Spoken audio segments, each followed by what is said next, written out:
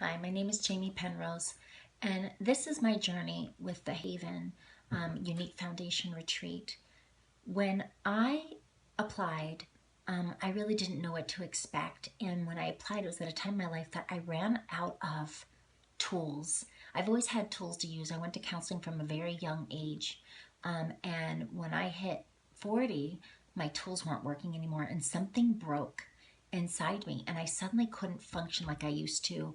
I wasn't able to pick myself back up again, and I even had lost really my faith in God, who had been such a huge part of my life.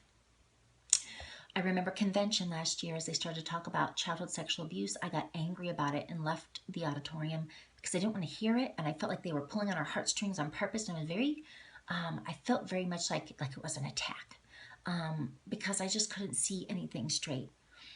We went to the dinner, the gala dinner. I sat at a table of women who happened to be from Utah. And I mentioned that I was going to the foundation. Maybe I could look them up because I thought that might work out really nice. And sure enough, they played such a big part of my life later. So you fast forward from that convention time, which I believe was August, to November when I had to get on the airplane to come to Utah. I had reached out to those girls. They were there to pick me up, show me around. I stayed the night there so I can come a day early. It was cheaper. They were true unique sisters. But on that plane, I wanted to die. I was praying that I would die. I wanted that plane to crash so bad. I was done. I'd had enough. My life has been long and hard, and I was tired. As we get to the place and we're at the airport and they go to greet us and all these women are smiling, and I'm thinking, why are you smiling? There's nothing to smile about. This isn't a happy event. And I wouldn't even take off my sunglasses. I didn't even want to look at them or talk to them. So as we get on the van to go down to the foundation, you lose signal as you get into the mountains. I had a panic attack.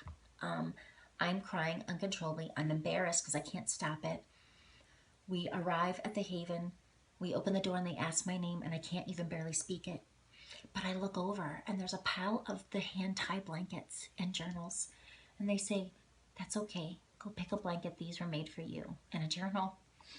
And it was God's affirmation because I work for Camp for Abused Kids who are foster kids, and I started a blanket mission that every kid that came would have a blanket, so they always felt like that hug from us for the rest of their lives, even when they had to pack up and go.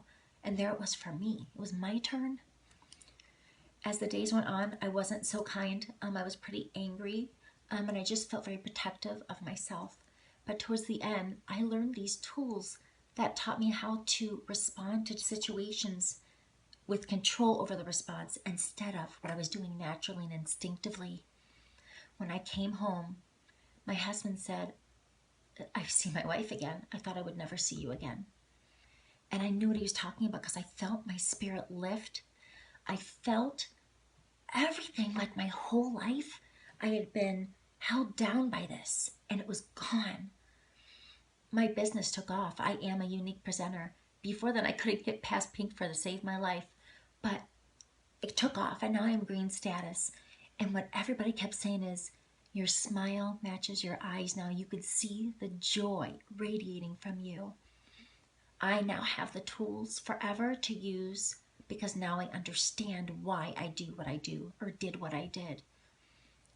This foundation saved my marriage. This foundation saved my life and my family.